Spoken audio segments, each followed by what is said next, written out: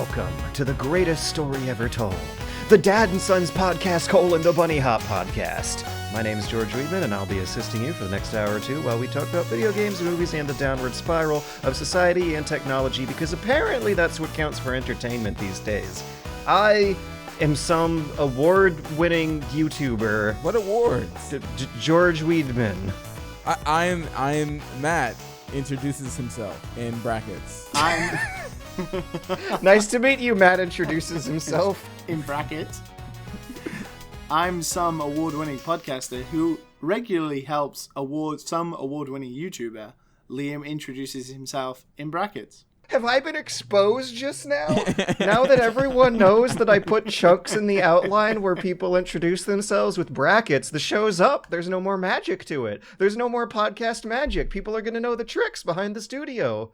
George, we're very transparent here on the Dad and Sons It's podcast, a little bit the too Bunny Hop transparent, podcast. if I might add. We even involve the audience in helping Matt find an apartment. We are as transparent as it gets. It's what the people demand. I'm pretty sure another one of those episodes are going to be coming out soon in the coming months. Oh, we get the sequel. The sequel. LA edition.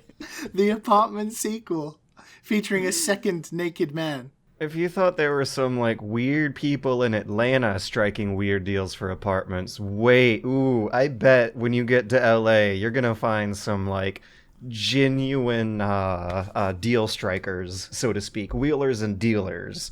God.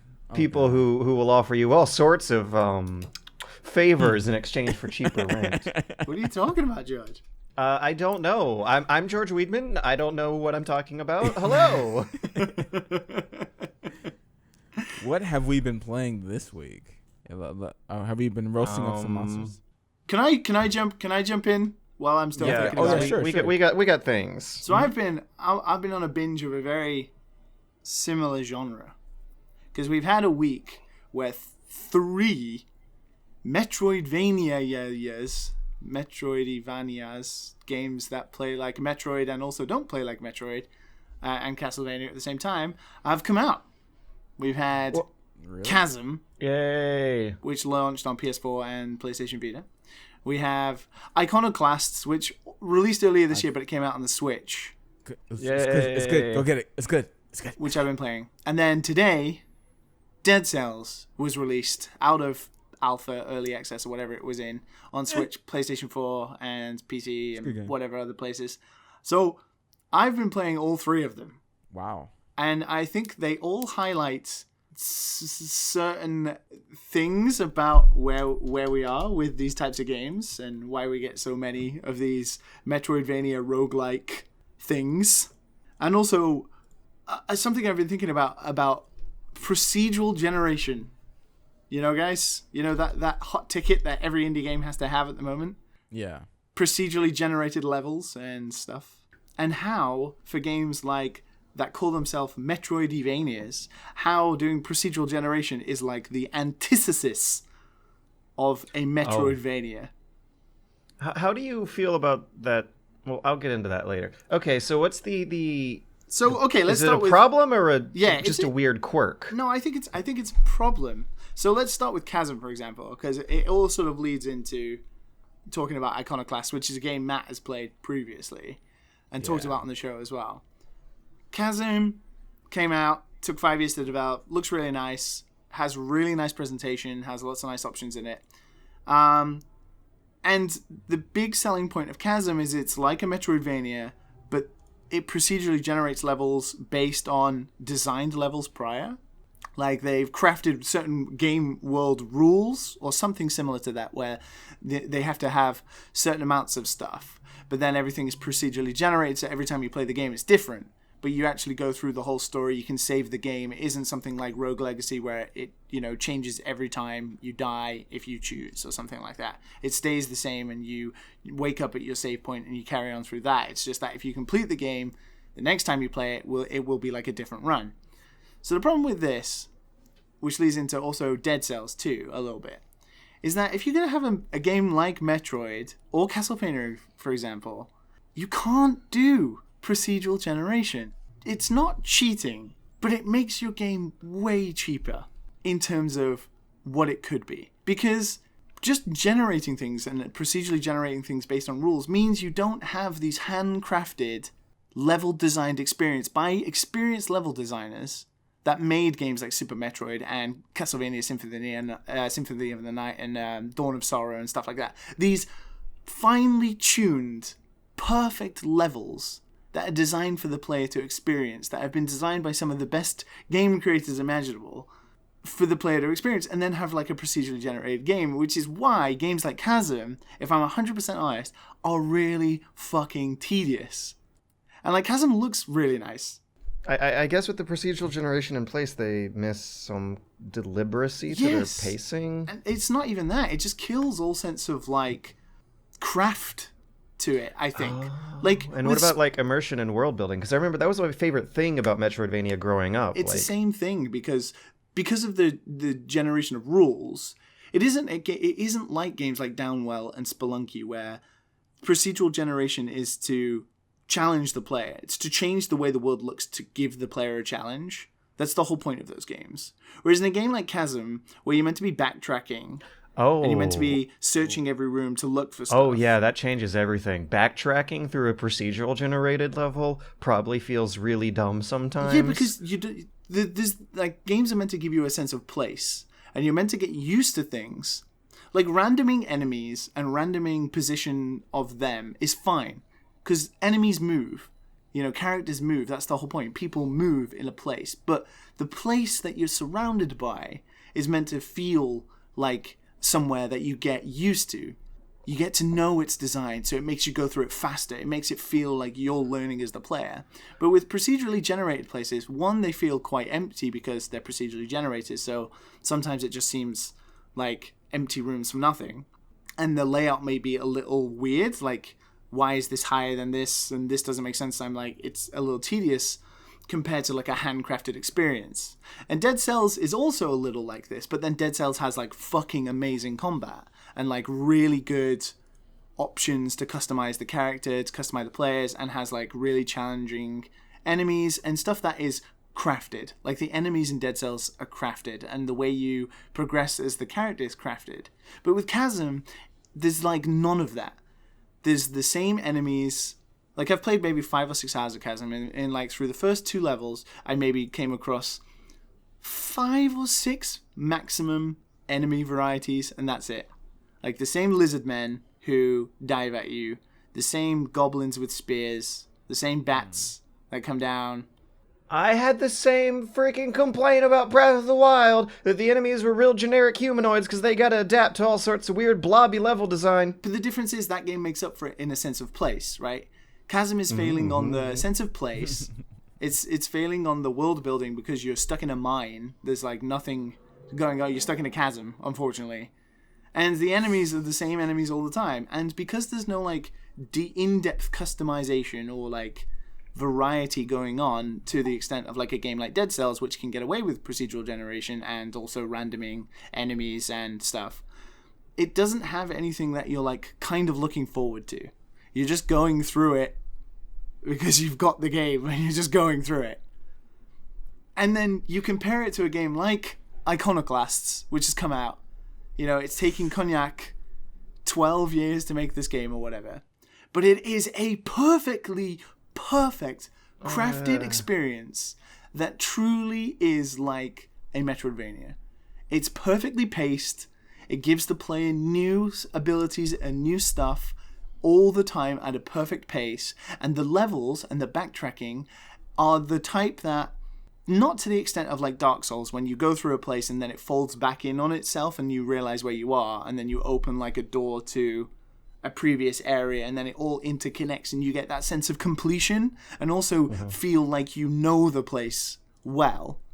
It gives you that on a little bit of a lower extent. Like you will go through a place and you'll dig through a tunnel or something, and then you'll go up a hill and then you'll realize, oh, like I'm near where I started. Like I have come back on myself and I've explored the whole area and the map has become clear and I understand this area. Like if I go here, I'll find this. If I go here, I can use this tool that I couldn't use before, so I can open these new areas. Like, the sense of place in Iconoclast is like perfect. It's like finely tuned 12 years of design and craft to get those levels right. And like, it's not a perfect game by any means, but it's a damn fucking well-designed one compared to a game like Chasm, which just relies on procedural generation to just make up levels so they don't have to like craft these experiences. It relies so heavily on procedural generation that it's like cheating almost a little bit. And it just feels empty compared to a game like Iconoclasts.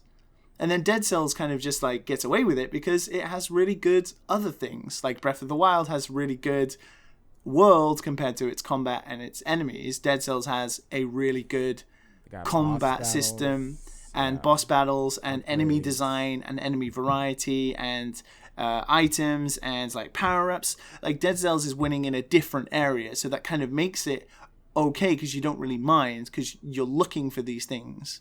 Whereas Chasm, you're not really looking for anything. And it just sort of shows why we're in this weird state where too many people, too many game designers are relying on procedural generation.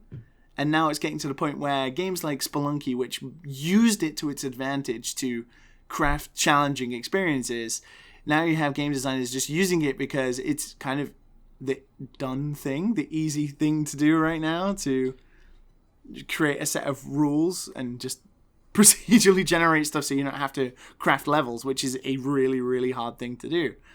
I don't know, like, Matt, you've played Dead Cells and Iconoclasts, right? Yeah. Like, you kind of know what I'm talking about, I hope. Yeah. Yeah. Not Chasm, though. Chasm looked boring to me. I didn't try it.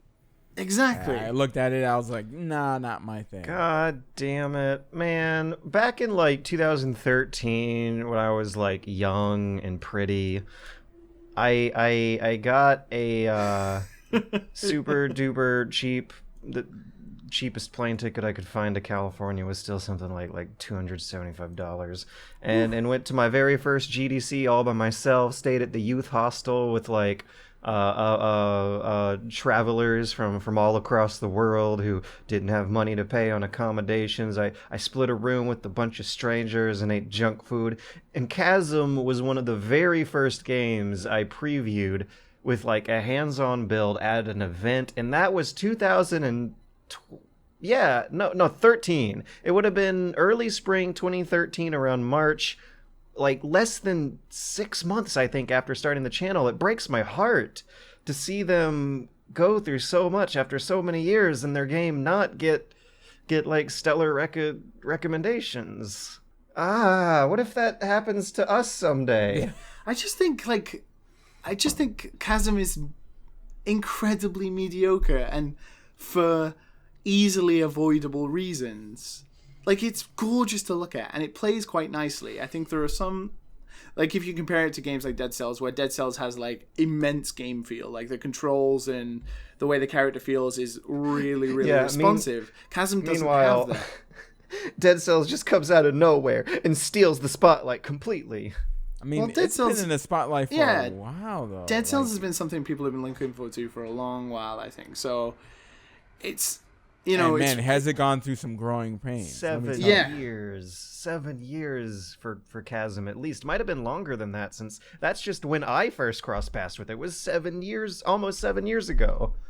Yeah, this is the weird thing, you know? Like, these games have, like, Iconoclast took Cognac, 10 to 12 years. He's been doing it since Noid Dolov was released. He nearly killed himself doing it. It's a one-man project. But it's like, you can see and feel the craft. Like, he is fine-tuned that. Not to talk about like the pixel art, which is just fucking amazing as well, but the experience is so finely tuned and at such a good pace, and it truly does.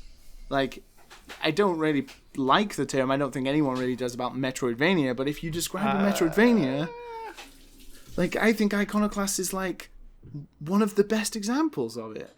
I was about to ask, like, how do we feel about the term? It's weird, because, like, I don't know if you saw, like, Mark Brown, who does Game Maker's Toolkit, he recently released a video about the level design of Metroid, and then he was talking about games like Metroid, and he said something in a tweet about why people are having a go at him and not using the term Metroidvania, because Castlevania games and Metroid games are kind of similar, whereas it's not true. The Castlevania games earlier than Symphony of Night, Dawn of Sorrow, Aria of the Moon, Aria of Sorrow, Dawn of the Moon, Circle of the Moon, I forget, like the DS ones and the GBA ones, they were more like Metroid. Like, it changed the like, people forget that when Igarashi-san came in and worked on the Castlevania series with Symphony of the Night, he changed the whole Castlevania formula. He made them like Metroid games.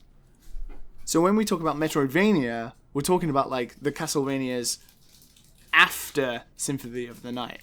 And I feel like if you say Igavania, you're getting a little too specific, but there's a lot of Turbo fans who want that. Yeah, which is weird because they are the ones that are the Metroid type ones that everyone's talking about when they say Metroidvania. Because the other Castlevania games were very linear experiences where you just keep scrolling sideways, going through the level up vertically or down and then going right. You very rarely backtracked in those games. It wasn't until like Symphony of the Night where you're exploring this whole castle that you were doing stuff like in Metroid where you would backtrack, get items, go to new areas that you couldn't explore prior, face bosses, find secret bosses. Down. The castle would go upside down and then you do it again, right? So, yeah, the Igavanias are the Metroidvanias. And I'm okay with the term. I just think people have lost what it meant, which is what happens with everything. I think roguelike is the other thing, isn't it? Like, yeah. Like Dead Cells is a roguelike too, as well as a Metroidvania. Like, I don't know. The thing is, like, both of those terms, regardless of their origins, have come into their own as specific enough subgenres that people know what you're talking about when you use those terms. Yeah. And I think that's what matters the most, is if you're communicating the message clearly for what your language means in the present day. I think so too, and I think it's fine. Like, people got bored of using the term roguelike. Everyone was like, this game's a roguelike. It's kind of like a roguelike. It's a roguelite. It's a roguelike. It's a rogue game. And the same has happened with the Metroidvania thing. And games like Chasm, Iconoclasts, and Dead Cells fall in, especially Iconoclasts, I think, falls into the bracket of Metroidvania. Dead Cells is definitely more like a roguelike, but has a map. All three games have the same map system as games like Metroid. They have, the box rooms in the top hand corner or on the map where it is a box. Hollow Knight does something different where it displays the whole map in front of you and it has sketched out. Whereas these games, all three of them have boxes. They are like Metroid game box maps, where it's just like a stacked boxes on top of each other that tell you the pathway in which you've come. So they're all definitely wearing the inspiration on their sleeve, but Dead Cells does stuff differently. Iconoclast is like a Metroidvania as if it was made by like a Japanese developer, I think, which is weird. And also, Chasm's story is boring as hell and I don't even really know what's happening. Dead Cells there's a story? Yeah, exactly. Dead Cells is like, whatever. It's fine. It gives you a reason to progress. It's like a joke thing. Yeah, it's really funny. There. Whereas Iconoclast has a really good ongoing story that's told in really sweet and good ways, similar to a Metroid game where you have these little segments of gameplay that pause for a brief period and have jokes and stuff. And it all has like a kind of dark undertone to it as well. Like, it has all the hallmarks of a Metroid game. And I think it's like cool that we have all these games coming out at the same time, but I wish people would stop relying on procedural generation so much. Just like, give us finely crafted experiences like Iconoclast, please. Please. And the best case scenario is, I feel like whatever algorithm or formula or methodology they use to procedurally generate should resemble something handcrafted. Well, I think that's what they tried with Chasm. That's what they've said they've tried. Like, they designed the game and they designed the levels to be always certain ways, but then inside the level there is like levels of procedural generation. So every time you play is meant to be different.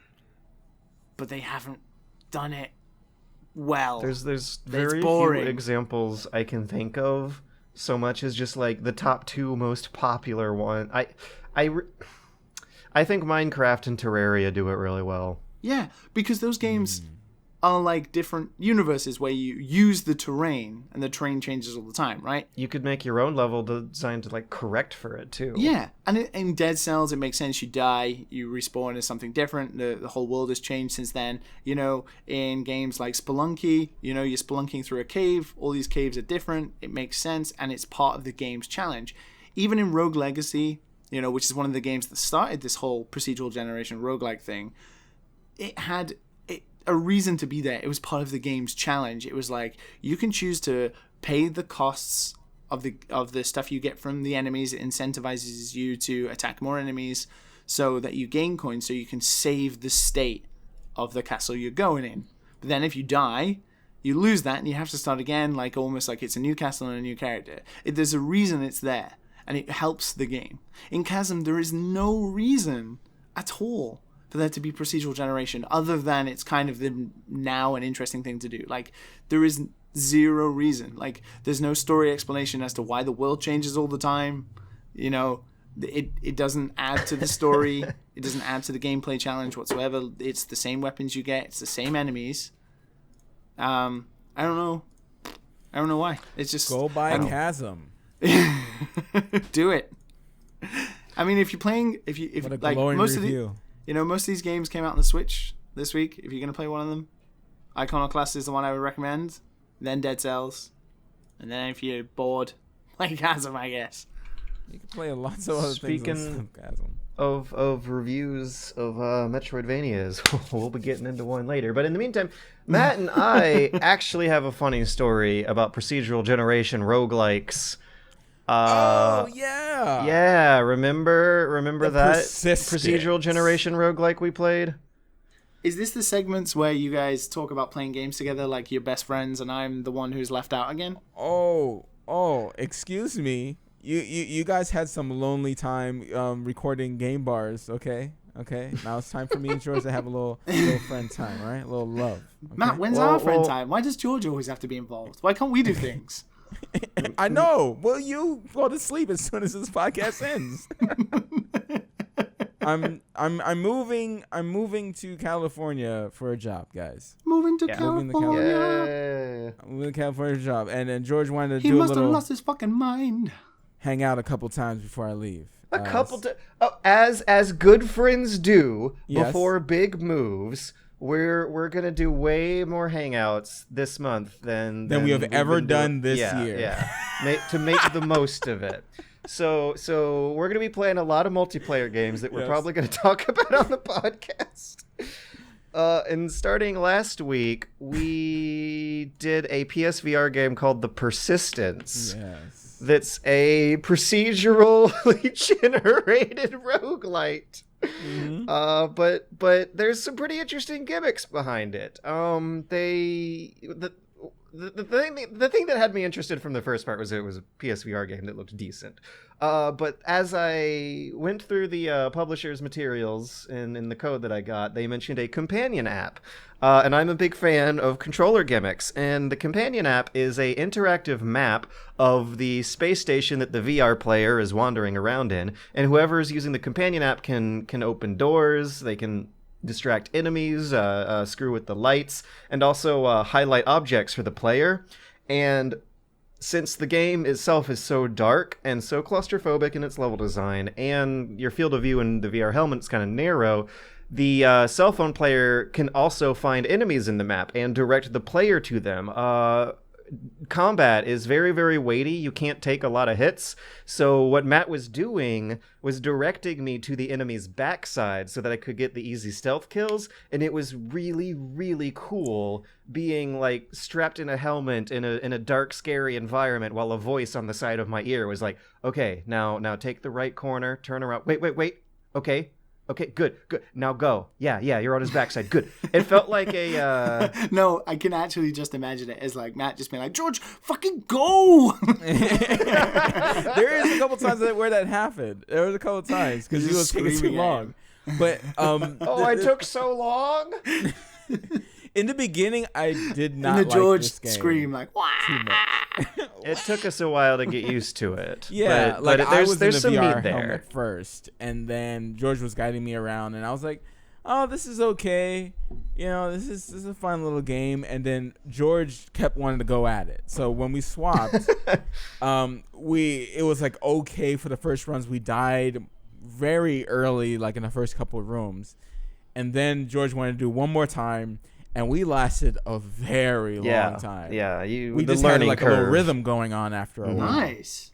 You know, you go inside. So on my side, on the phone, you can search well, you get upgrades when you kind of touch all the question marks, which identifies like what objects are on the floor or enemies are on the floor or anything like that. And You don't then have to can both upgrade. be in the VR helmet, do you? Like, No. Oh no. Oh, okay. The idea, in fact, is that it's asymmetrical if you're playing the multiplayer mode. I don't know how interesting this game would even be by yourself, but with a friend on the phone, it was a lot of good fun. Yeah, I would say that's the better way to play, to be honest. It does it like display. Is there like a local mode where it displays on the TV for one person, and then you shout at the player in the VR headset or something? Oh, yeah, no. You need to use the cell phone app. I don't remember a menu option for like, cause Keep Talking and No One Explodes had that going on, where the thing on the screen that's was what I thought it was. Yeah. completely It's different. like a 3D map. On Yeah. the phone. It's like a full 3D map. It's pretty interesting. The only thing is that there's a little bit of lag when it comes down to the enemies moving around. Might Especially be my when they're network. spawning really quickly. Might be my Comcast Xfinity fun lag. Is that just Comcast like wanting to get George killed in a game? Maybe your phone as well. Maybe I'll try my phone once I go over there. You know? I'd be down to give it another shot this week. Yeah, that was cool. But like you can upgrade to freeze enemies, distract enemies, and help. Which is really cool because like once an enemy's like rushing at you, you can be like, oh god, Matt, can you freeze him, please? Yeah. And there's some rooms where the cell phone player is incentivized and given points to upgrade their abilities if they screw with the player, if they actually cause things to the player take damage, which can, I bet, strategically be utilized. Okay, so imagine, Matt, a situation where you know the room flashes red. It wants you to send things at me, but you give me a warning.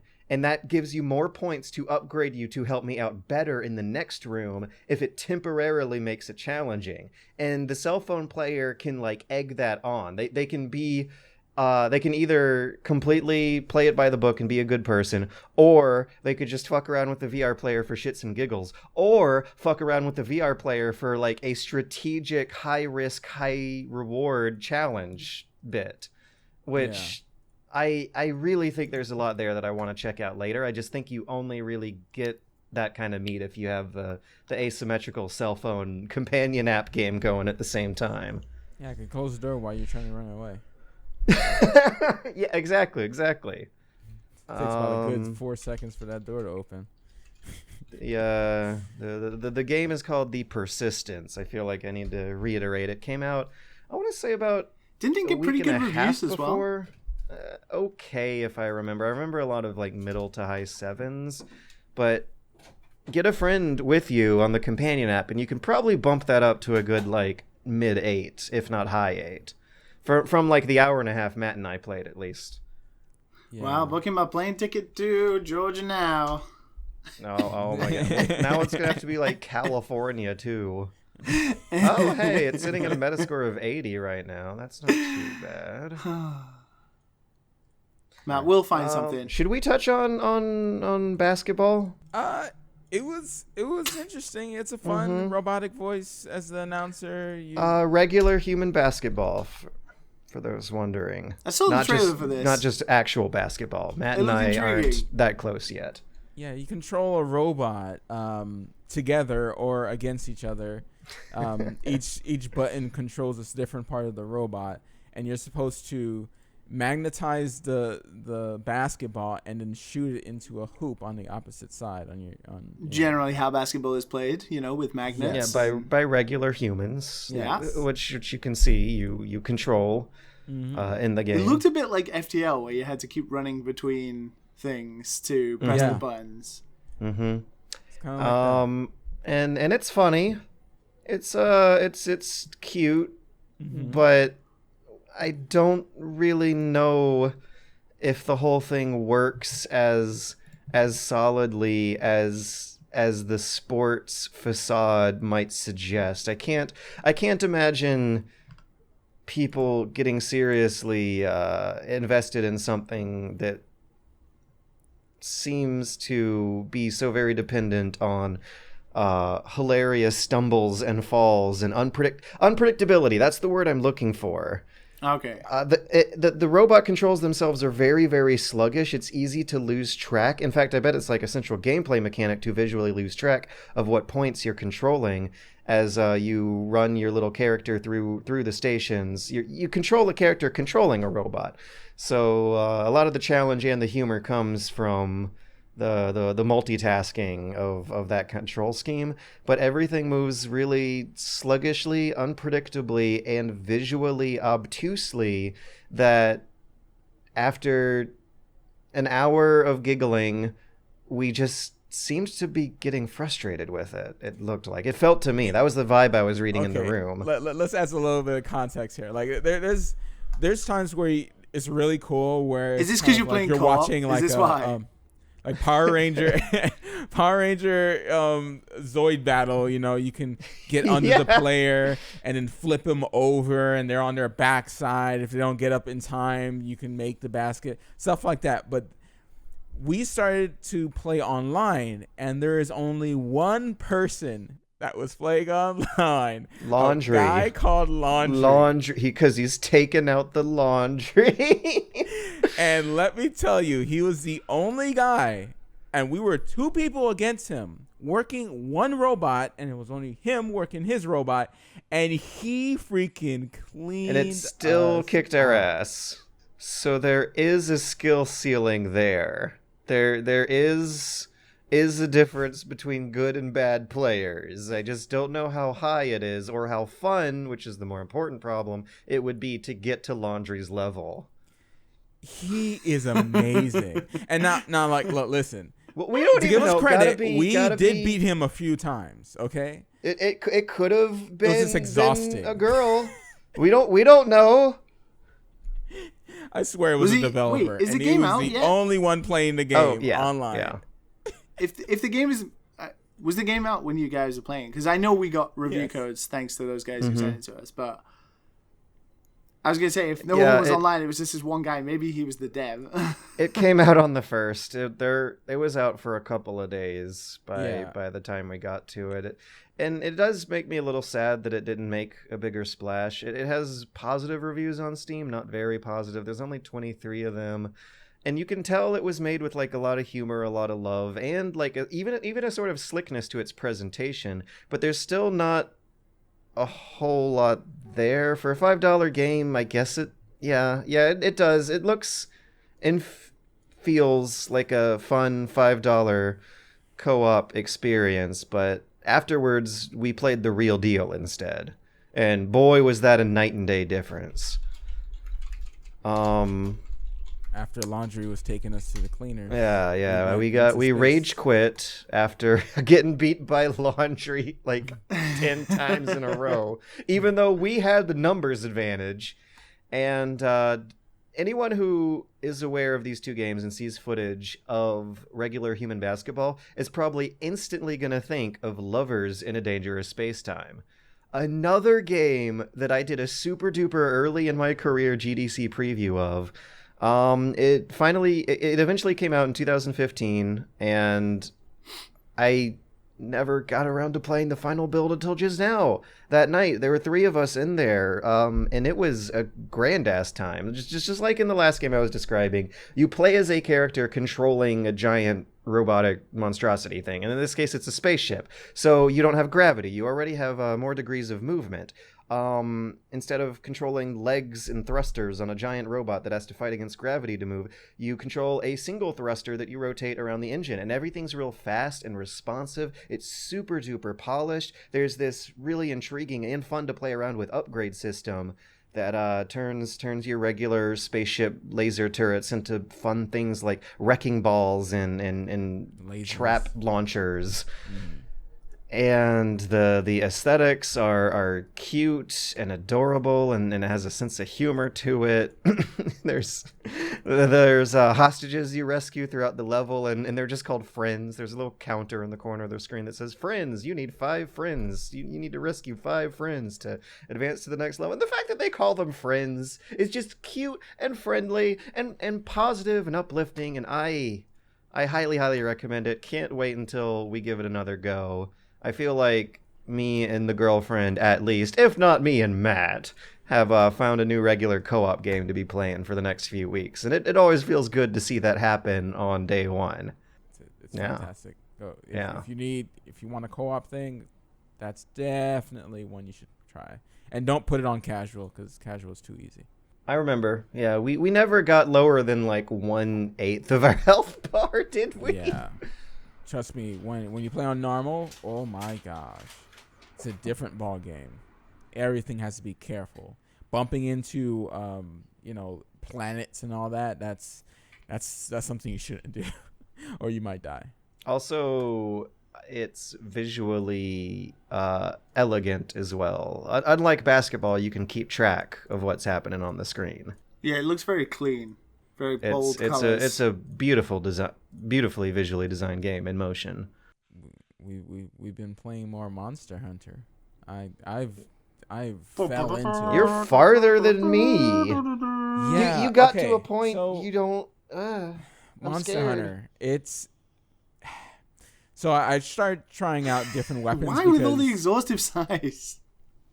I'm having fun. It's exhausting. Monster Hunter is exhausting. How is it not exhausting? But it must be literally fun. Fight a monster for 40 minutes. That's true. Okay? Yeah. Okay.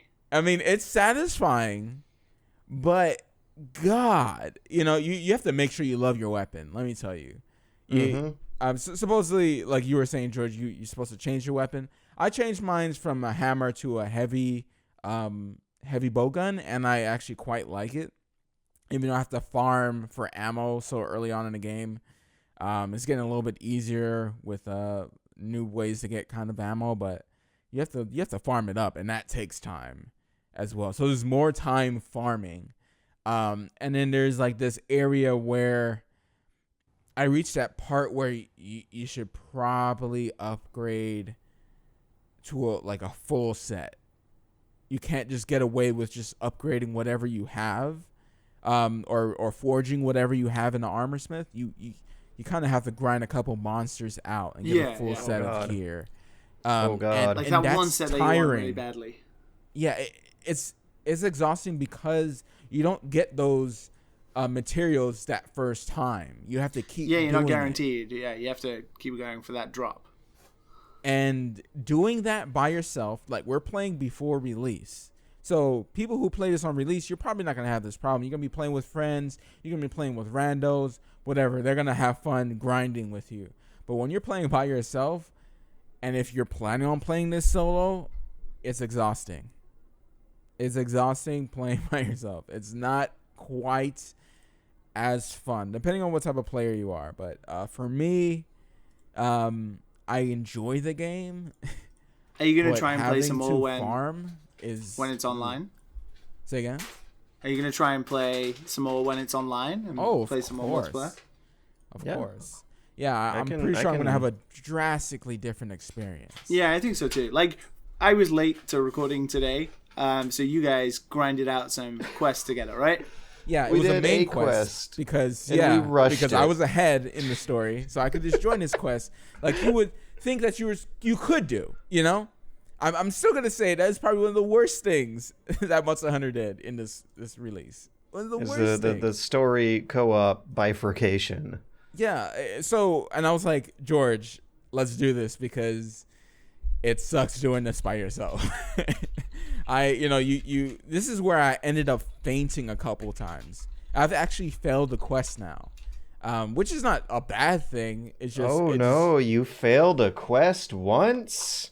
Yeah, but when you're trying to grind out armor, it's like tedious, isn't it? It's like, oh, I just want this fucking drop. I don't want to die. I just want to do it. I don't like to waste 30 minutes, 30 to 40 minutes. It is a big commitment. Okay. The thing is, okay, George, you haven't had this experience yet. Imagine fighting that same monster that we fought today, but it leaving near death. I actually have a story. For 40 minutes now. I have a story. Mm-hmm. I streamed the game with my 3 hours of permission given to me by Capcom on last Thursday, and I wanted to hunt an Anjanath, and it did that. After like a 30-minute chase where I felt like I was on top of things for the whole 30 minutes, I got a little pop-up, and it did this during an expedition, not a quest, to be fair. I got a little pop-up saying Anjanath will leave the area soon. And I was like, how do I know that? Like, for a game that has so many incredibly intricate systems that are specifically geared to immerse you into like a living jungle of AIs who react like you would expect actual animals to, that felt very artificial. It pulled me right out. And sure enough, after about 5 to 10 more minutes of fighting, the thing just runs away into a tiny little puddle, and it like pours its head down and dives into this puddle that my monster hunter can walk on. And buries itself into the earth and leaves the map permanently. And I was so mad. Yep. But I'm gonna do it. I'm gonna keep it going. I mean, and see where I get. And one thing I wonder is maybe if you haven't gotten into the routines of like really optimizing yourself. Like making sure you're always using your strongest combos and that you always eat food and always have everything upgraded all the way. Because I've been playing a lot of the DS version to practice, and a lot of time gets saved just by spamming the most powerful combo in the list with whatever weapon is upgraded to your current point in the story. But I noticed me dying a lot before I like really figured out the methodology they want you to stick to. And I think you know, though, because you did say you gotta love your weapon. Yeah, you do. You do. George, what weapon are you using again? I studied the blade. I'm using the Japanese sword. The katana. The katana. And I really like it. It katana. has a nice little meter management sort of metagame going on, and a cool counter move that looks cool and feels good to pull off. And when you build up that meter all the way and unleash your special, like, ooh, Matt, I think we did it just now. I like screamed, holy crap, look at all those numbers. Yeah. It's good. Yeah, it's good when everything works out right, you know. And that one that we did work out right. It didn't seem particularly worse than the ones I had been doing so far. It definitely took a little longer and seems like an upward curve to the game's difficulty, but it didn't seem like a wall that you're describing. But I'm about to hit the part you're about to hit. You're one quest ahead of me, right? I can't wait for you to fight the next monster. Okay, I might be eating my words. What is the which next is monster? stupid because the podcast comes out in 3 days. It's the one where it's the red one. That's down, Diablo. It's down The red below. It looks like a reptile. Oh, And like there's, that narrows poison it gas down. around. It's like below the veil. Something. Oh, like when you It starts with an O. Charlie? I Brian? know which one you mean. I'm trying to O'Reilly? picture it in my head. Yeah, that one. That one, let me tell you, when I fought it first, one hit took all my health. Oh. But a little pinky left. Just a little toe. Kind of little looks like pinky toe. a Komodo dragon kind of thing. Oh, that's another thing. You really got to be making the most of your recovery items, too. Your Palico has an unlimited Vigor Wasp that you can set to. You also have unlimited uses of your healing stations. Yep. And once I got in the groove of Very using useful. those, the game got a lot easier, too. I'm wondering, are you sticking to those gadgets? Are you mashing them out regularly? Mashing what out? Your healing station and your Vigor Wasp delivery.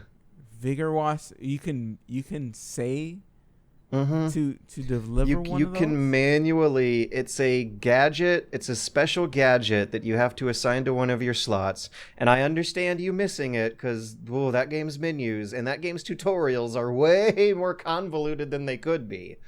But yeah, there are 2 unlimited healing items that the game gives you for free that are buried in those menus that you can use at around this part in the story. I know that feel. Trust me, I felt that feel too. Oh my god, this game. Why? Someone needs to make like a YouTube video of all this crap that is just buried under the menus. Oh, there are plenty. Gaijin Hunter, Ariex, Gaming. There's plenty. Rock Paper Shotgun's been putting out a bunch of guides too. I don't know if it's a regular staff writer or freelancer, but they have a Monster Hunter expert on seasonal duty right now at Rock Paper Shotgun. And I read a few of the guides before I started playing yesterday and made an actual checklist of things to do before George, quests. what happened to just manning it out, George? What happened to just manning it out? What happened to not Monster looking up Hunter anything? broke me. Shit, you're being about called Monster out. Hunter broke me. Holy shit. Being called out. Monster Hunter is just too convoluted for me to tolerate my really? usual methodology anymore. Yeah, just like with the poo particles. You're breaking me, Matt. I knew you were going to give in because it's ridiculous. It's ridiculous how much you miss. Yeah. Wow. I mean, I'm with you, but in another side of me is okay, it kind of makes sense in a weird way. I guess, man, those menus got to be there for a reason. I just wonder what it is, what the internal logic behind some of this game's interface quirks are. You should just make one long menu and have clear. Menu Hunter World.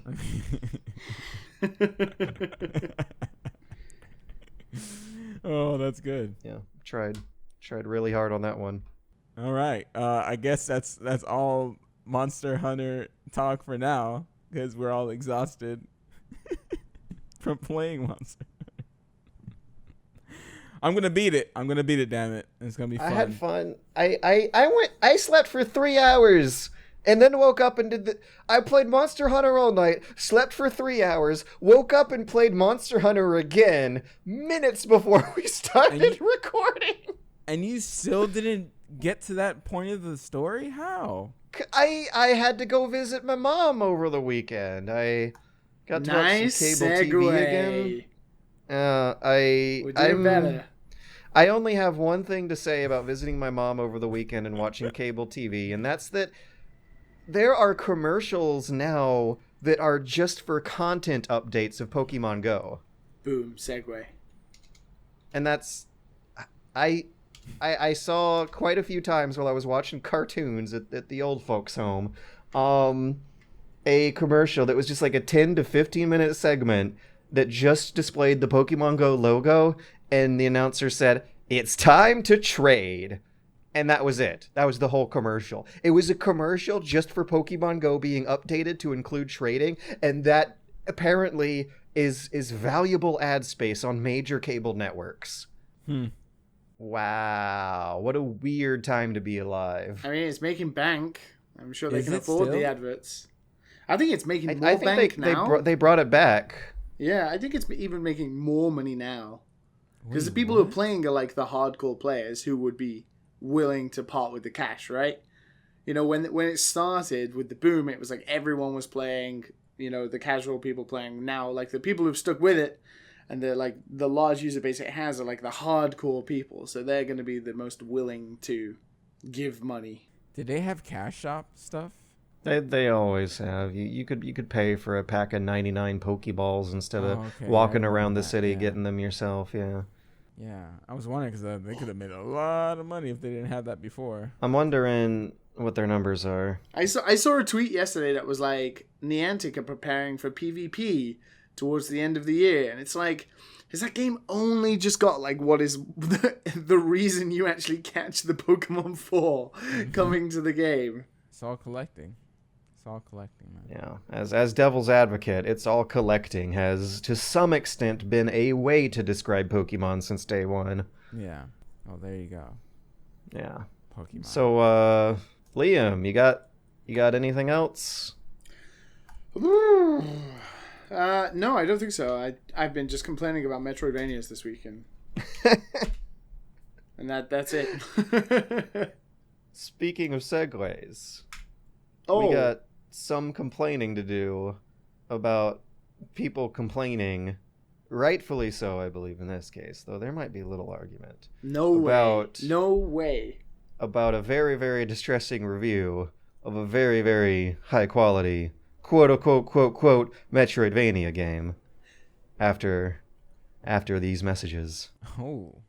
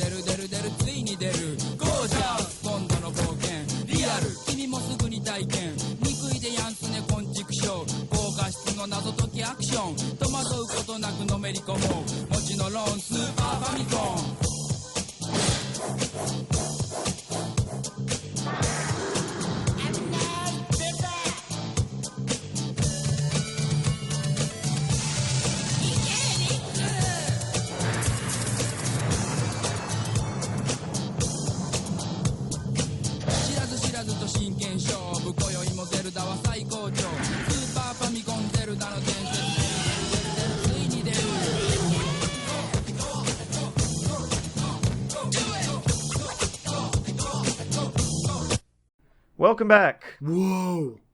to the Dad and Son. This is the Bunny Hop podcast. Sorry, I ruined that. I'm just watching a GIF of fireworks in reverse, and it's blowing my mind. Have you ever seen GIFs of the Cinnamon Challenge in reverse? No, but I'm Googling it right this instant. Oh, that's Cinnamon. disgusting. Yeah, you just kind of gotta imagine people like sucking clouds of red dust into all their orifices in glorious slow motion. It is beautiful. Speaking of sucking, welcome to the news chunk.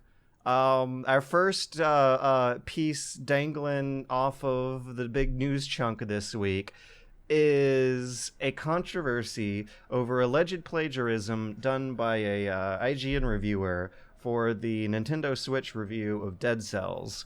A YouTuber who goes by the name of Big Boomstick Gaming posted a video outlining just how similar his review is to the IGN review penned by Philip Miusin? How do you pronounce that last name? Miusin, I think. Miusin. And it's pretty damning. And in fact, it is so damning that the IGN reviewer misheard what could have very well been a slip of the tongue to turn one of the sentences that is awfully incredibly similar to this guy into one that contains a factual error, which is kind of sort of a goof I made when I first tweeted about it. Like, there's a lot of lines in this review that sound very, very similar. I mean, the guy starts off by saying, Dead Cells takes the progression of a Metroidvania and integrates it into this procedurally generated action roguelike. Then, meanwhile, IGN Philip says, it takes the progression system of a Metroidvania and transforms it into a procedurally generated action roguelike, which, to be fair, is a fairly generic description of the game and how it works in a summary elevator pitch for a 4.5-minute video review. But then later on, like, they become uncanny. Yeah.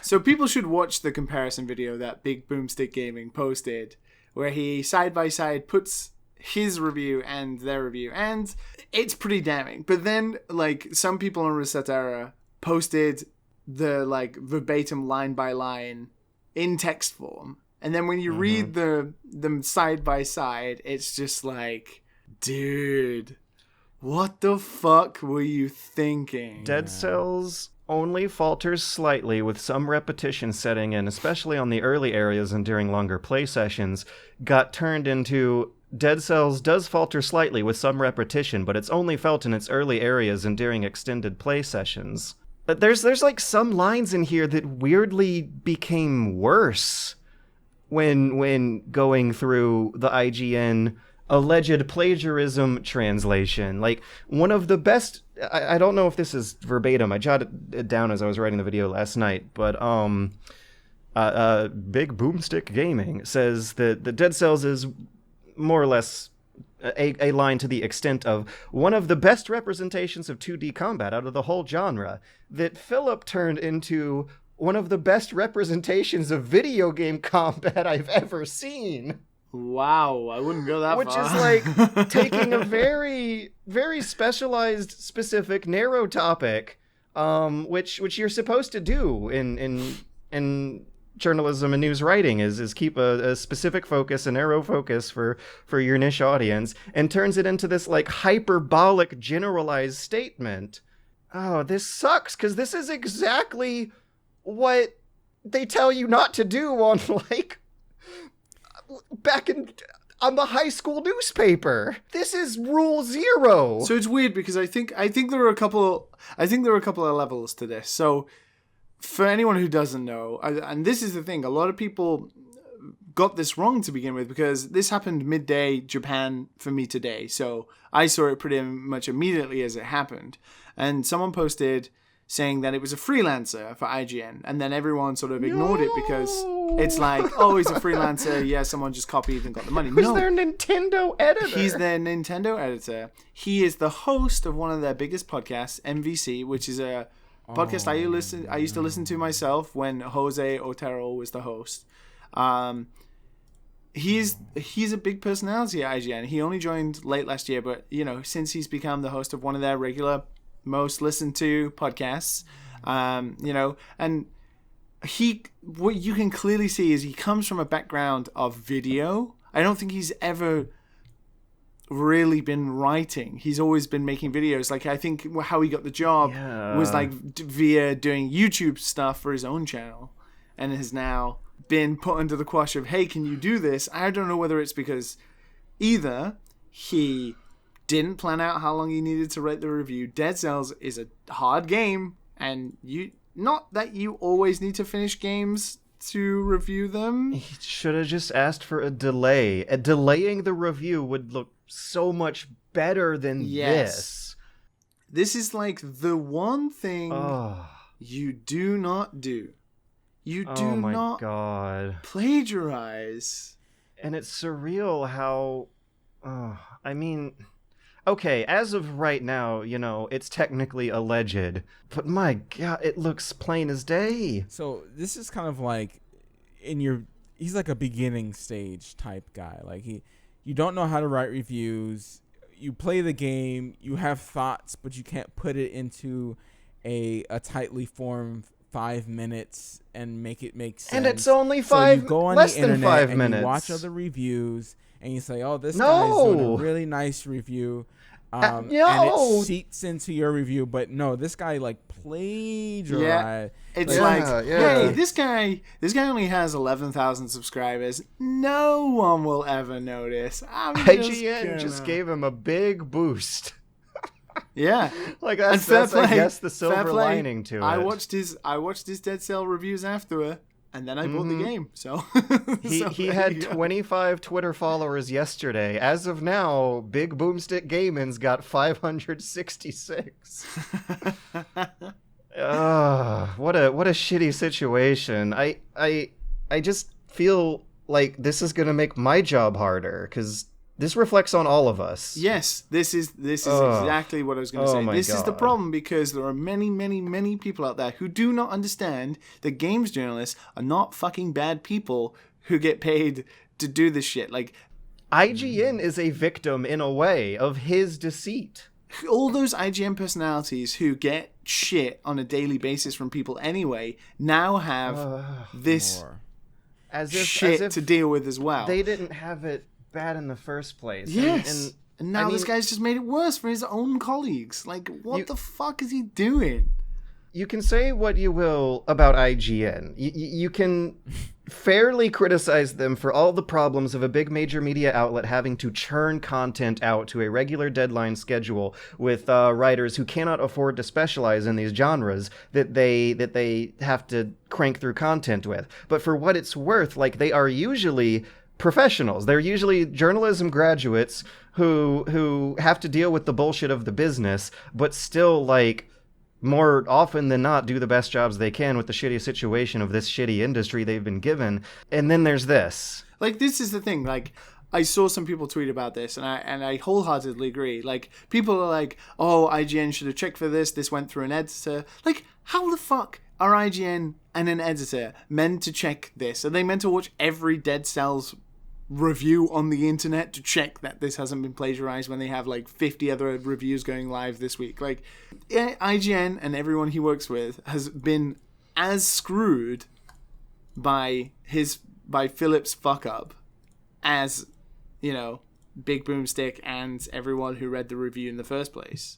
I looked a little bit into the guy's education and background, and it's, I mean, kind of a weird, like, hard to swallow story as well. He graduated from the University of California, but actually spent most of his time at a sort of much less prestigious community college, getting his credits at Palomar University.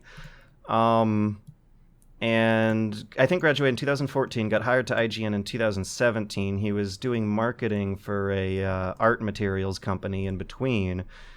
But from the little bit of video, you'd be more familiar with him as a personality, but from the little bit of a video, like, he gave the impression of a stand-up guy who, like, had a lot riding on this job, in fact. And it's only 4.5 minutes! It's not even that hard! What will be even more telling is how IGN treat this, because then their credibility is going to take a knock. They took it down. Well, no, but the aftermath of this will be even more telling, because their credibility is already taken a hit. If they decide to give him another chance and defend him and you know, basically spare him, their credibility is going to take a huge hit. But the problem is, if they fire him, then he is never, ever going to work in video games ever again. No well, one that's will hire kind him. of the accepted penalty I've always been warned about for plagiarism. Yep. Okay, when I was in high school, and this is why I compare it to something you learn on the high school paper, there was another kid in the class, someone whose name was extremely similar to mine, which made it even worse. This was around 2004. Far Cry came out on the PC earlier in the year. It came out, a console version, Far Cry Predator, I think, was the one at the time. Came out on the Xbox, if not later that year, then earlier in the next year. And this other kid had copied his review from GameSpot. And I spotted it and brought it up to the teacher. He got a bad grade. He had to redo it. You grass! You dirty little grass. No, listen. Wow, Guess what he said? snitch. Guess what he told me afterwards? What? He said, "Of course it would be you who spots it." Perfect response. Yeah, I know, right?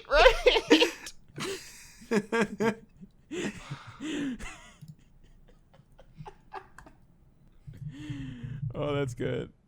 Yeah, no, this is like the cardinal sin of the entire journalism industry. Whatever specialist, this is worse than, like, getting facts wrong, because this means you're too lazy to even attempt and make that mistake.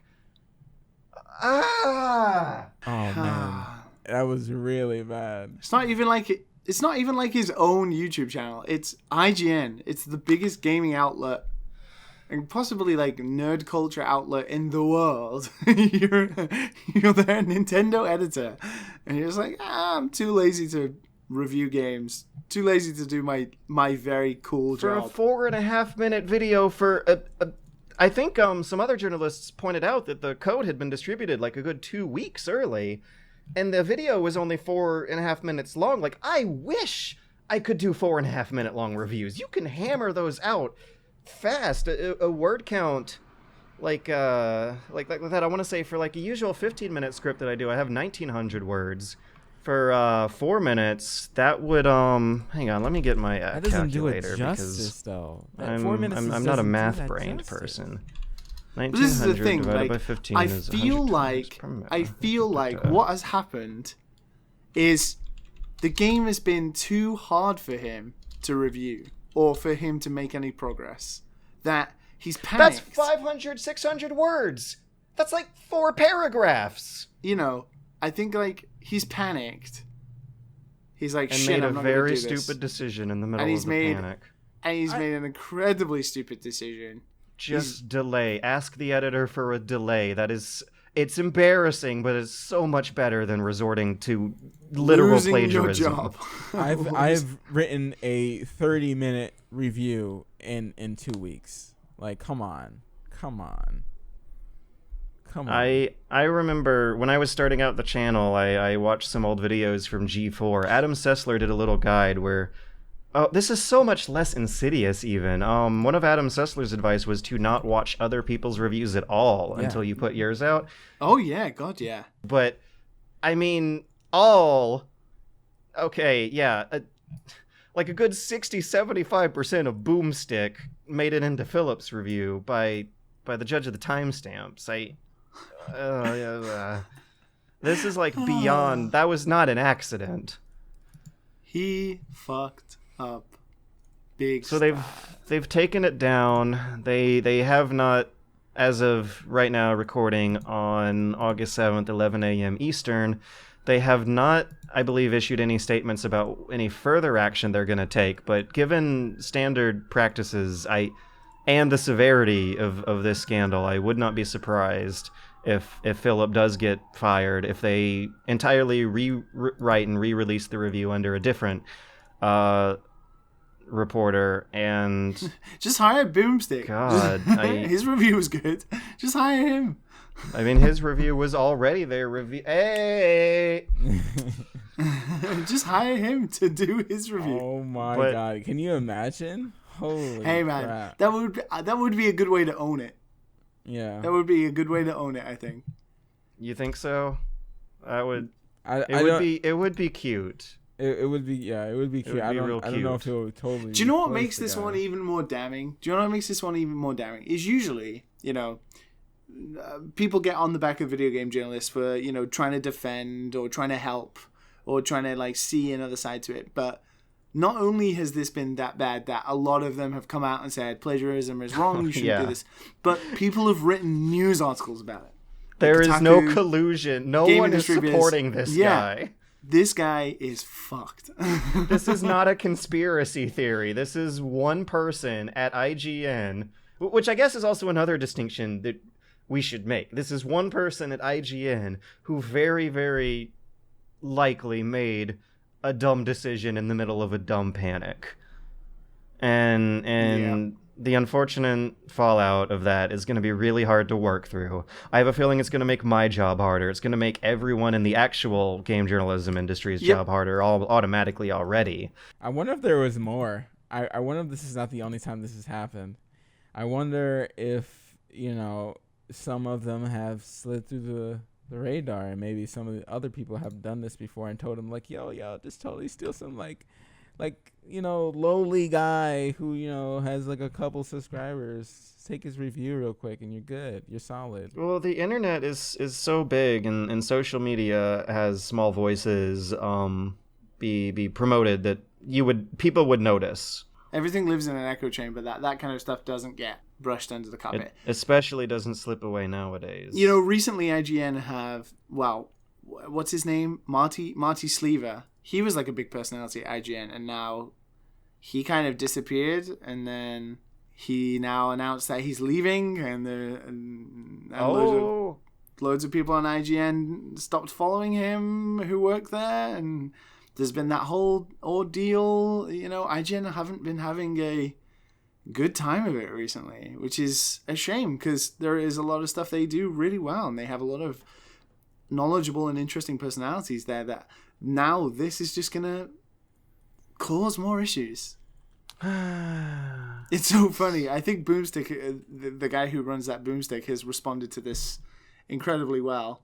He's like, no hate, man. but I wish I was cited, collaborated with, or in some way compensated in some way for your healthy views your site saw on your Dead Cells review. I just love the line where he's like, and says in the most like monotone deadpan voice, it's kind of flattering, I guess. IGN watches big boomstick gaming.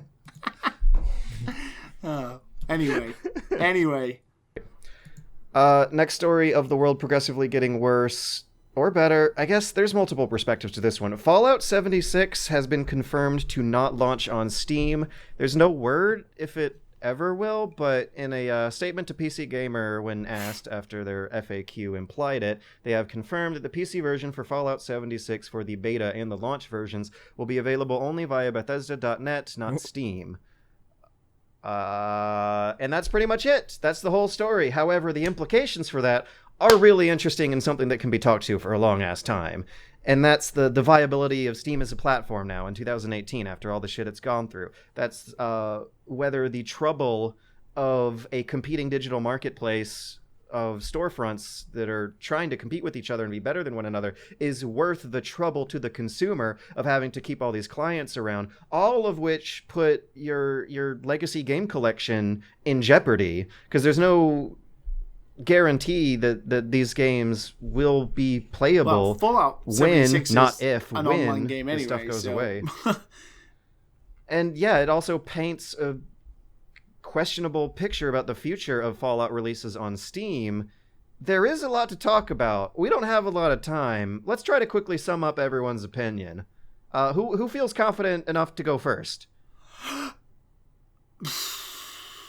I think there are negatives and positives to this. At the end of the day, I think Steam take 30% on publisher. 30%. So that's which might be too much nowadays. Now that the digital market has become normal. Who, as the developers and the publishers of that game, will not want to give away because they know they'll make bank on it. Mm-hmm. 2, you can add these games to your Steam list anyway, so it's like for players, you can just open Steam client, have it in the list, and then click on it, and it will open whatever application is on your PC. So I guess for players, it's not that inconvenient. I have, but you'd have to asterisks. Yeah, there are asterisks to that. In my mind. Yeah, well, you have to go to a different place to buy it, and it's not as visible. And yeah, that legacy thing. You can forget the password. I forget the password a lot. Ever since I became a shitty internet celebrity, my passwords are really long and complicated. It's such a pain to manage multiple clients for me in particular. Maybe not other people. Not the normies. Yeah, not the normies, but my passwords gotta be different. They gotta be stupid, and it's a pain dealing with this shit. Yeah, and the legacy thing is what it is, having I have an Origin account that I haven't accessed in 3 years, and I have 12 games on there. 12 games I have purchased and owned that I completely forgot about because they're on another storefront. I probably have an Ubisoft account, a Uplay account somewhere with games on it that I don't even remember. So I wonder how many Humble Bundles I have. Oh Sometimes my god, it's a surprise. Yeah, Like I when I reinstalled Origin to play Battlefield 1 and ended up getting sucked into a Sims 2 code I didn't even know I had on that account because they gave them away to get people to install Origin, which is the bright side to the competition. Sometimes you get companies like Electronic fucking Arts offering people really good deals. The EA's On the House program has been discontinued now, but while it lasted, it was a damn good time. Very uncharacteristic of the company too, because competition requires people to be on their best behavior and treat the consumers right. On the other hand, it doesn't feel right when you got to jump through extra hoops for the products you're buying. I think this will be good for the industry in the long term. We will suffer growing pains in the short term. Yeah. Well, it's going to be a big hit for Steam, I think, more than anything. Yeah, it will get their ass back in gear, I hope. The optimist in me wants to think that this move, for a game I don't really care about that much right now, maybe if it gets good reviews on launch. Fallout 76 does not look like my kind of Fallout. But maybe the popularity of this game will be enough for Steam to be like, okay, wait a minute, guys. Let's get our act together. Let's get serious. Let's have specialized departments here. Let's outsource some customer service and some some curation process. Let's try to market ourselves better to bigger publishers, maybe give them lower cuts, although I don't like the implication of the favoritism. But now that digital marketplaces have standardized, that 30% cut feels a lot more significant than it would have in 2004. Boxed PC gaming is no longer the norm, thus the deal you get on Steam as a publisher is no longer as sweet as it once was. And that's kind of the depressing reality of, like, making a big business. If you disrupt an economy, you are very, very likely to eventually have your company become the bad guy as other competitors pop up and start using your influence to polish your own ideas and use them back against you. And Valve has not adapted to that. They have not grown well into their obscene profits. And maybe this will be a wake-up call to get themselves back in gear. Like I said, that's the optimist in me. And either way, if they don't get back in gear, I think that the industry, if not consumers themselves, will figure out a better way to manage the clients. Maybe it'll consolidate into like a 3 to 4 company, unfortunately, like a 3 to 4, okay, I'll be generous and optimistic, 3 to 5 company oligarchy of digital marketplaces constantly competing with each other for better deals, which I think might be cool as well, so long as those companies are guaranteed to last an entire fucking lifetime, which isn't likely. Steam having complete ownership of the entire market, you know. But I'd like to have ownership over stuff I buy, and that's something that might be too much to ask for at this point in history. It breaks my heart. I there's a lot of stuff about this dystopia I don't like, you guys. Oh well, we'll have to wait and see. I guess it's fortunate that Fallout 76 is a Fallout I don't think I care that much about right now. Do you guys feel like you're going to be eager to... I might try the beta and then just see what happens. Yeah. No NPCs, environmental storytelling only. Carrot on a stick loot grinder design. Let's wait for reviews before going worse. So yeah, that concludes the news chunk. We're going to be moving on to the listener chunk. You can contribute to the pile of bits and pieces dangling into our inbox. If you send an email to dadandsonspodcast@gmail.com with a question, comment, suggestion, or feedback, we're very likely to reply to it here on the show. Also send in your Daddin submissions. You can check our social accounts for instructions on that. And without further ado, let Lucas E. take us away.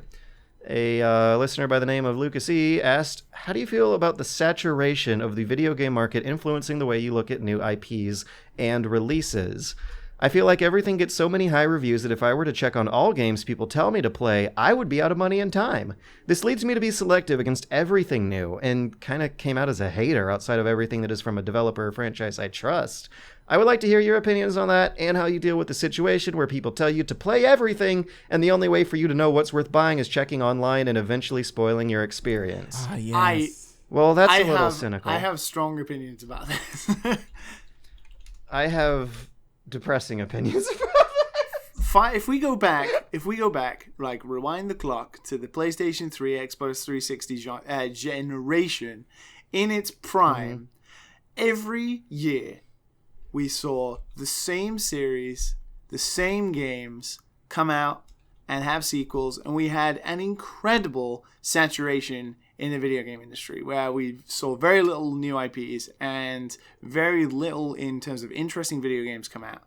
Very, very frequently it was the same Call of Duty games, the same Battlefield games, the same Assassin's Creed games, same FIFA, Madden, everything. And they were the big AAA. Like 2009 to 11. It was like bad time. It was like from when games got easier to develop for those consoles and the online generation was right in the swing of things. We had very little in terms of interesting and unique titles because the indie development scene was not existing or popular. It was just that now is a lot easier to put your games to consoles or develop for platforms like Steam and stuff like that.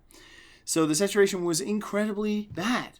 Whereas now, we live in an era where I have talked about 3 different types of Metroidvania games that have all come out for multiple different platforms that you can pick and choose from depending on what is to your taste. We've had games like Celeste this year, Into the Breach this year, Monster Hunter, Dragon Ball FighterZ. Like, we live in an amazing era for video games right now where people complaining that there is too much to play or too many games that get high reviews is just like, what the fuck is wrong with you? You don't have to play every game. But be thankful that there are tons of interesting and wonderful games to play right now that you can play. You're not sitting and waiting for your 6 months for your console to get a brand new interesting IP like the next Uncharted game or something like that. Like, you can pick up a Switch, you can download Dead Cells, you can download Iconoclasts. Like last week we were talking about, Monster Hunter and stuff like that. It's like there are tons of interesting and wonderful games that cut into the saturation of the video game industry. We don't see so many Call of Duty games anymore. We don't see so many Assassin's Creed games anymore. And even then, they get buried in the fact that we just have tons of video game releases. Like, we've just seen Evo Pass this past week, and the Dragon Ball FighterZ tournament was like one of the biggest in Evo's history. It had like 250,000 people watch it. And that game came out in January. And already it has like a thriving scene behind it and everything. And because it's a brand new, inventive, different video game. So I have the complete opposite opinion to Lucas in this regard. And I think it's a really good time for video games. I mean, is he saying that it's a bad time for video games? Yeah. I think he's saying it's a bad time for someone who feels overwhelmed by how many good video games are out right now. Like, he says, this leads me to be selective against everything new. Kind of coming out as a hater outside of everything that is from a developer or franchise I trust. Well, but that's like... Matt, I'll let you go. I took that he's trying to figure out what games he's actually going to like, and that all the reviews are telling him that these are 8s and 9s. But we live in a time where a lot of video games... like. The standard of video games, I think, is a lot better now. It's a lot more mechanics driven than cinematic driven, like during those bad times you were talking about, and I really like that. I like that too. That's why we get games like Celeste that. and Into the Breach in the same year. It's not like where, Super Meat Boy came out and now everyone still talks about Super Meat Boy because it was the only game of that time that came out with incredibly ingenious mechanics and felt really good. Now we have like 3 or 4 games a year that have that high standard, and I like that. And if you compare Skyward Sword to Breath of the Wild, I think it's very emblematic of the trend that we're in right now. And I feel like my problem, I do feel a similar anxiety to him, and that is that I don't even know if I want to get started on Persona, and I've always been wanted to forever, but you look at how much time it takes to go through those games, and it's overwhelming. I've been holding back for Monster Hunter for the same reason. I got into it this year, but I was so reluctant to in earlier years because they take so long, and they're good. They have little inconveniences you got to put up with, but they're good-ass games. It just feels like games themselves are more of an obligation than a quick pastime. They're longer now. They're way longer than they have been before. You can't hold other games to the standard of the fact that every other game is good as well. You have to just look at that game on its equal footing and like, this game is a good game. Yes, it will take longer than other games, but that's my own choice. I can't complain that there are 10 other releases that month that are just as good that I want to play. It's a very confusing kind of anxiety. Yeah. I don't know if I'm explaining it well, but I think I'll sum it up with like me feeling like I feel like I have no time to fully catch up with the pulse of video gaming itself. And that makes me feel anxious and scared in a weird way. What is the Einstein theory of choice? What was it? Oh, that's beyond me, man. The anxiety of choice, like when you have too much? Maybe that's what's going on. Maybe that's it. You're spoiled for choice, so you don't even know where to start. Yeah, the anxiety of choice, where you have too much choice, and then you become paralyzed by what to actually play or what to actually do. I would say if you're feeling for a genre and it's getting good reviews, maybe try that one. If you're scared of spoiling your experience, I would say find some people, maybe some YouTubers that don't actually spoil too much, or maybe just not watch the video and then minimize it, and just listen to it instead of watching it. That's something that I do too. Yeah, absolutely. Yeah, like you were picking on me earlier for Monster Hunter. Like, I typically black out a lot of pre-release media and go by a consensus of review scores, which means I'm a piece of shit who cares about the Metacritic rating. But I found it's like a nice spoiler-free way to know if I want to put a game on my to-do list or not. And I think it's when you're people who work in the industry in some regard, like we do a little bit. It's like the people you follow on Twitter, the people you interact with are people who either review games or they make content about games. And generally when a new game gets released, there are tweets or there are updates or posts about said game, and you sort of get a feel for them anyway, without spoilers usually, for stuff like this. Yeah.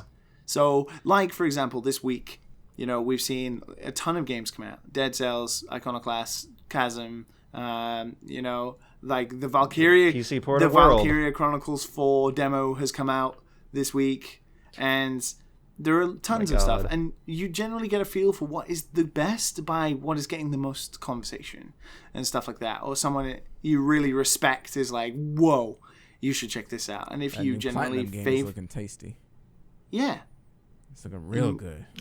And when you favor their opinion, just go with what they say.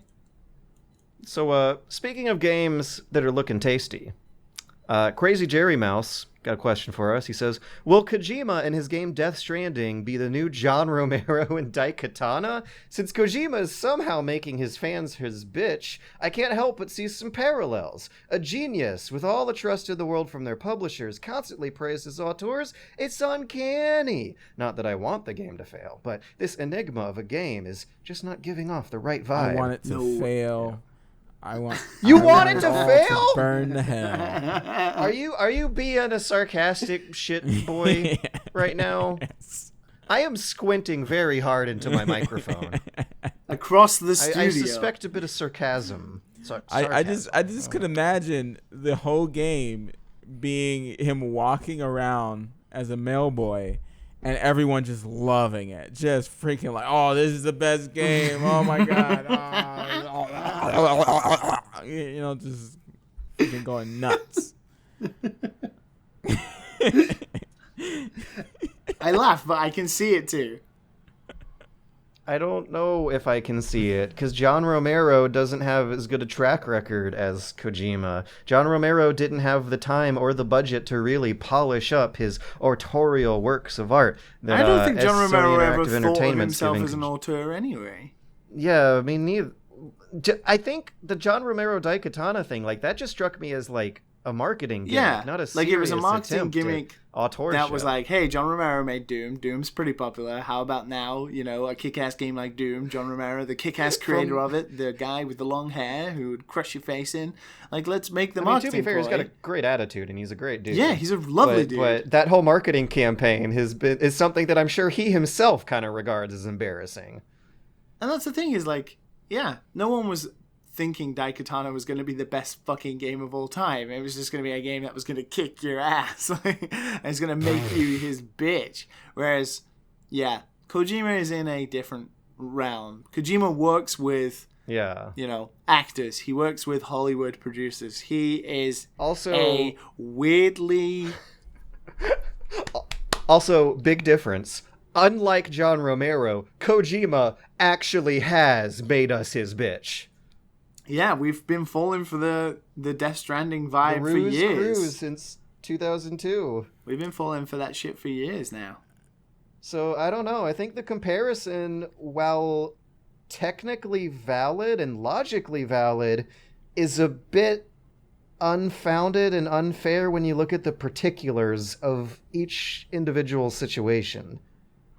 I think there are a lot of auteurs in video games, but Kojima is like this weird almost Hollywood level that no one else is. And that's way different than Romero's career.